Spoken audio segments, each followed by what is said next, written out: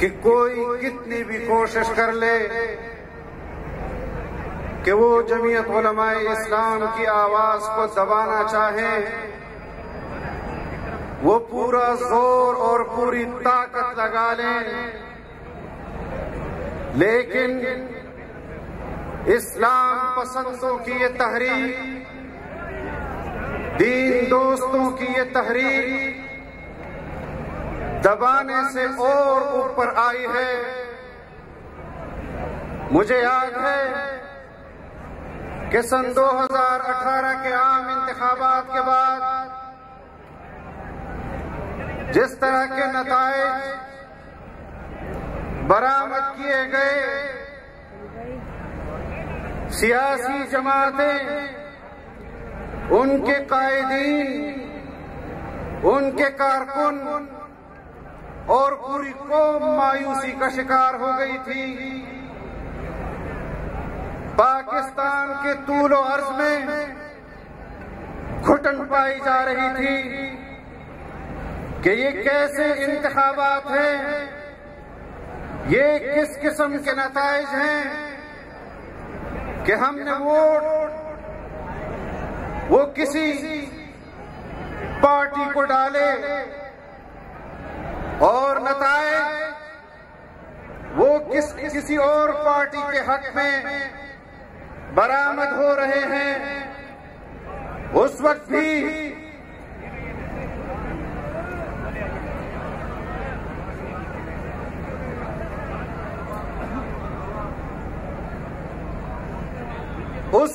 ہم پر یہ تنقید کی گئی کہ شاید ہم کسی پارٹی کے ذاتی دشمنی کر رہے ہیں یا کسی کے ساتھ دوستی اور وفاداری نبھا رہے ہیں۔ اس وقت بھی جمعیت علماء اسلام کی قیادت نے یہ واضح پیغام دیا تھا کہ ہم ملک کے اندر آئین کی عملداری چاہتے ہیں، قانون کی بالادستی کی جنگ لڑ رہے ہیں۔ ہمیں اس سے سروکار نہیں کہ آج کون یہ کر رہا ہے، بلکہ ہمارا مقصد اور ہماری سیاسی جدوجہد کا مرکز یہ ہے کہ جو آئین اس پاکستان کو جمعیت علماء اسلام کے قائد مفکر اسلام حضرت مولانا مفتی محمود رحمہ اللہ نے دیا تھا، جو آئین اس مملکت خداداد میں بسنے والے تمام اقوام کا متفق آئین ہے، ہم اس آئین کی عملداری چاہتے ہیں۔ اس آئین کے اندر جو حقوق اس قوم کو ملے ہیں، ہم اس قانون کی حکمرانی چاہتے ہیں۔ اور ہم نے ماضی کے اندر سیاسی جماعتوں کے ساتھ اختلافات کا ذکر بھی کیا کہ ہم نے اس پاکستان میں ذوالفقار علی بھٹو کے ساتھ بھی سیاسی محاذ پر اختلاف کیا، ہم نے نواز شریف صاحب کے ساتھ بھی سیاسی محاذ پر اختلاف کیا۔ اس وقت کیا جب پاکستان کی اسٹیبلشمنٹ اس وقت ذوالفقار علی بھٹو کو سپورٹ کر رہی تھی، ہم نے اس وقت اختلاف کیا میاں نواز شریف کے ساتھ کہ جب پاکستانی اسٹیبلشمنٹ اس کو سپورٹ کر رہی تھی، ہم نے اس سپورٹ اور اس طاقت کو تسلیم کرنے سے اس وقت بھی انکار کیا تھا۔ اور آج جب سن 2018 کے اندر عمران خان کو وہی اسٹیبلشمنٹ سپورٹ کر رہی ہے تو ہم اسٹیبلشمنٹ کی اس سپورٹ اور طاقت کو تسلیم کرنے سے انکار کرتے ہیں۔ ہم نے سیاسی جماعتوں کو ایک پلیٹ فارم پر جمع کیا تاکہ عوام کے حقوق کا تحفظ کیا جا سکے۔ اس میں وہی پیپلز پارٹی جس کے ساتھ ہم نے ذوالفقار علی بھٹو کے زمانے میں اختلاف کیا تھا، اس میں وہی مسلم لیگ جس کی سپورٹ میں اسٹیبلشمنٹ تھی تو ہم نے اس کے ساتھ مخالفت اور مقابلے کیے تھے، لیکن آج جب وہ ہمارے ساتھ مل کر آئین کی عملداری کی بات کر رہے ہیں، قانون کی حکمرانی کی بات کر رہے ہیں، تو ہم نے ایک پلیٹ فارم پر ان کو خوش آمدید کہا، جدوجہد کی، اور ایسی جدوجہد نہیں کی۔ آپ کو یاد ہوگا اپوزیشن کے اندر رہتے ہوئے جب بھی ہمارے اصولوں پر ہم نے اپنی پالیسی کا تعین کیا، اس قومی اسمبلی کے اندر 2019 میں، 2020 میں، 2021 میں، 2022 میں قانون سازیاں ہوئی، فیٹف کے ڈرافٹ پر مطالبات کیے گئے کہ پاکستان کے اندر ان ایکٹ کے اندر ترامیم کیے جائے۔ مجھے یاد ہے اور یہ قوم اس پر گواہ ہے کہ مسلم لیگ نے تحریک انصاف کا ان قانون سازیوں میں ساتھ دیا، پاکستان پیپلز پارٹی نے ان قانون سازیوں میں تحریک انصاف کا ساتھ دیا۔ یہ واحد جمعیت علماء کی آواز تھی جو اصول کی بنیاد پر اس قانون سازی کو مسترد کر رہی تھی، اس پر نکتہ چینی کر رہی تھی اور عوامی مفاد کا تحفظ کر رہی تھی۔ ہم نے اس وقت متحدہ اپوزیشن کی صورت میں تمام سیاسی جماعتوں کے ساتھ مل کر جمہوریت کی جدوجہد لڑنے کے ساتھ ساتھ قانون کی حکمرانی اور آئین میں عوام اور اس قوم کے مفادات کا تحفظ کیا۔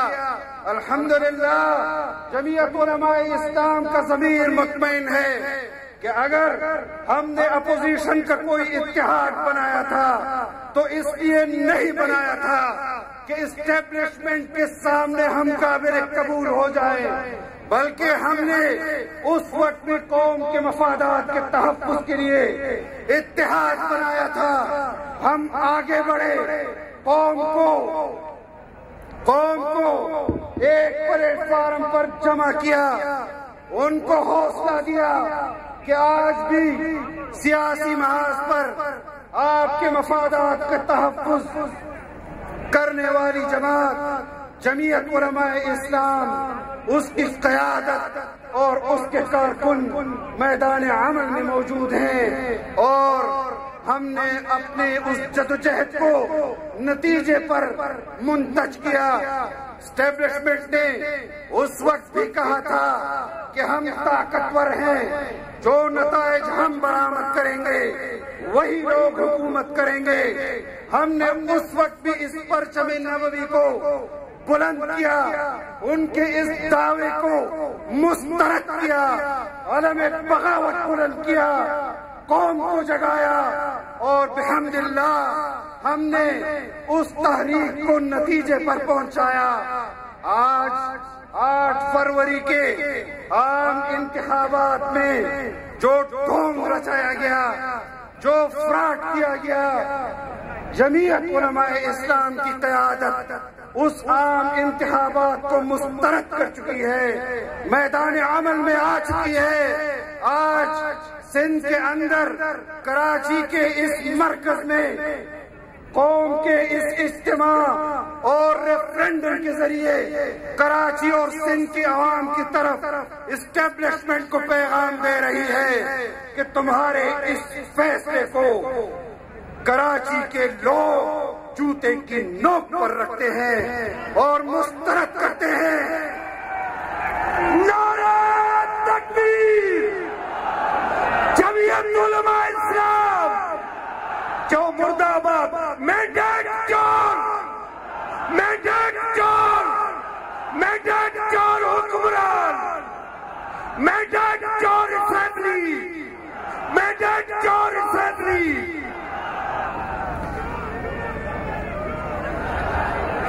پارٹی حکومت عمل ہو، پارٹی حکومت عمل ہو، پارٹی حکومت عمل ہو، اسٹیبلشمنٹ کی حکومت۔ مجھے لمبی بات نہیں کرنی،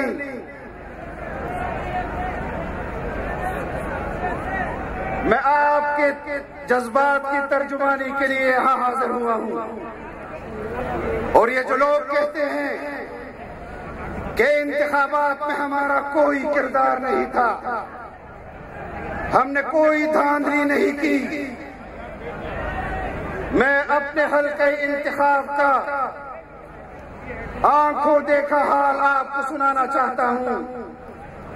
جب انتخابی نتائج آ رہے تھے، ہمارے انتخابی دن میں پولنگ اسٹیشنوں پر راکٹ لانچروں سے حملے کیے گئے، آئی ڈیز بلاسٹ کیے گئے.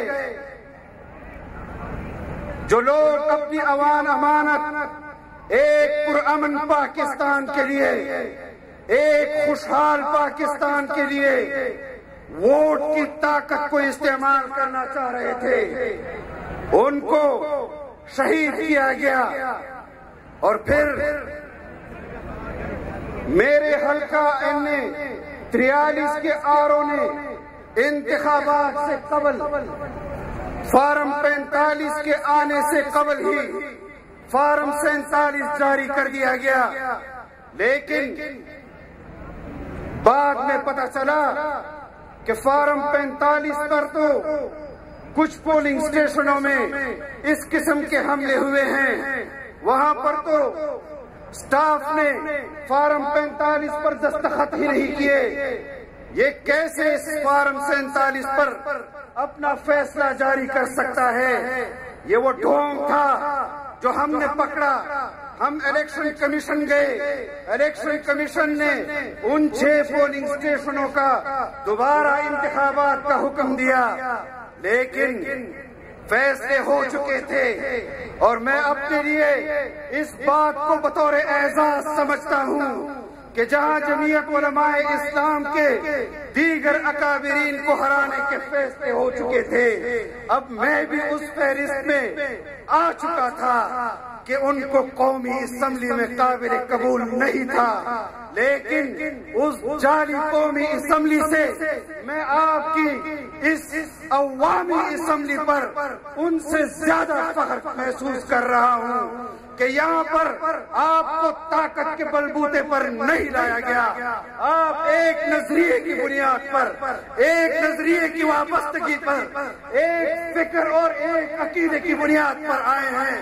آپ اس قوم کی آواز بننے کے لیے آئے ہیں، آپ اس قوم کے تاجر طبقے کی آواز بننے کے لیے آئے ہیں، آپ اس قوم کے وکلاء کی آواز بننے کے لیے آئے ہیں، آپ اس قوم کے ڈاکٹروں کی آواز بننے کے لیے آئے ہیں، آپ اس قوم کے اساتذہ کرام کی آواز بننے کے لیے آئے ہیں، آپ اس قوم کے طلباء کرام کی آواز بننے کے لیے آئے ہیں، آپ اس قوم کے مدارس کے تحفظ کے لیے یہاں پر آئے ہیں، آپ اس قوم کے اسلامی نظریے کے تحفظ اور مساجد کے لیے یہاں پر آئے ہیں. اور انشاءاللہ ہم بہر صورت ان تمام نظریاتی اور فکری اعتبار سے ان تمام پاکستان کے اور اسلام کے قلعوں کا تحفظ کرتے رہیں گے.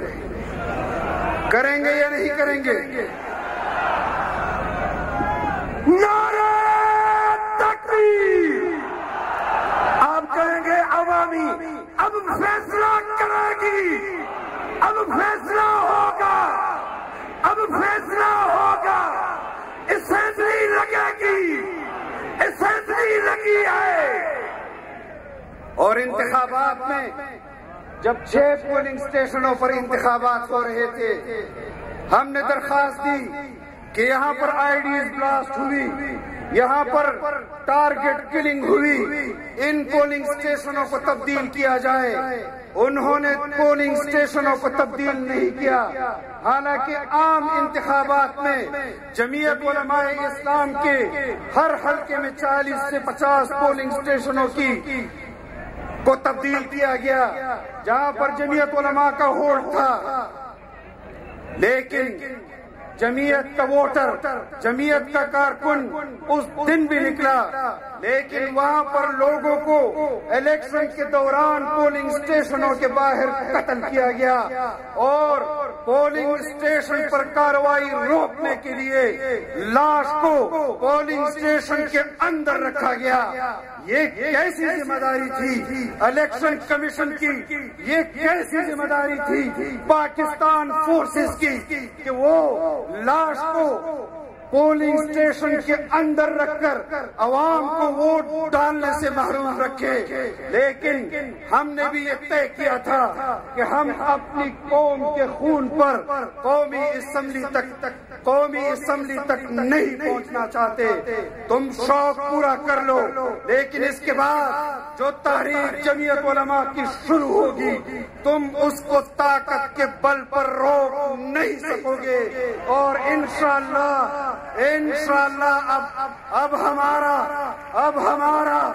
اب ہمارا وار ہے اور ہم فیصلے کریں گے کہ پاکستان کو کس سمت میں ہم نے لے جانا ہے تاکہ ان کے آئینی اور قانونی حقوق کا تحفظ ہو سکے. تو ہم نے اپنی قیادت کی آواز پر لبیک کہنا ہے انشاءاللہ. ہم اس جبر کو تسلیم نہیں کرتے، ہم اس طاقت کو تسلیم نہیں کرتے. ہم اس میدان عمل میں مفکر اسلام حضرت مولانا مفتی محمود رحمہ اللہ کے پیروکار ہیں. ہم اس میدان میں حضرت مدنی کے پیروکار ہیں. ہم اس میدان میں شیخ الہند کے پیروکار ہیں. اور اگر اس میدان میں ہمیں جانی مالی نقصان بھی اٹھانا پڑا ہم شوق سے اٹھائیں گے، لیکن قوم کے حقوق پر کمپرومائز نہیں کریں گے. نعرہ تکبیر! زندہ ہے جمہوریت! زندہ ہے جمہوریت! یہ تیری جمہوریت، یہ میری جمہوریت، مدنی کی جمہوریت، سندھی کی جمہوریت، آج کراچی میں جمہوریت. مجھے راشد بھائی نظر نہیں آ رہے، آواز میرے سن رہے ہوں گے نیچے موجود. وہ آپ سے پوچھتے تھے تھکے تو نہیں، ڈرے تو نہیں، لیکن میں آج ان سے پوچھتا ہوں کہ راشد بھائی کیا خیال ہے؟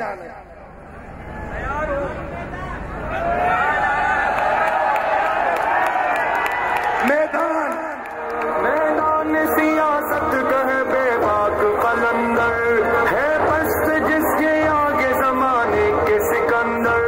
وہ علم و فصاحت و بلاغت کا سمندر ہے جس کے لبوں پر صدا اسلام کا نعرہ.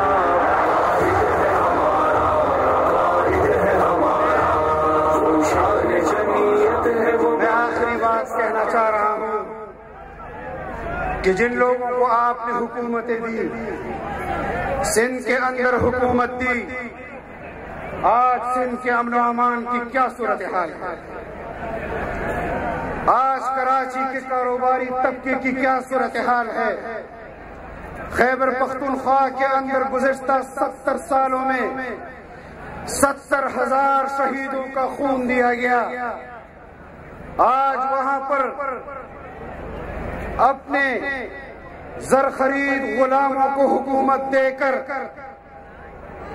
صوبے کے امن و امان کی صورتحال دیکھ لیں کہ وہاں پر کیا صورتحال ہے.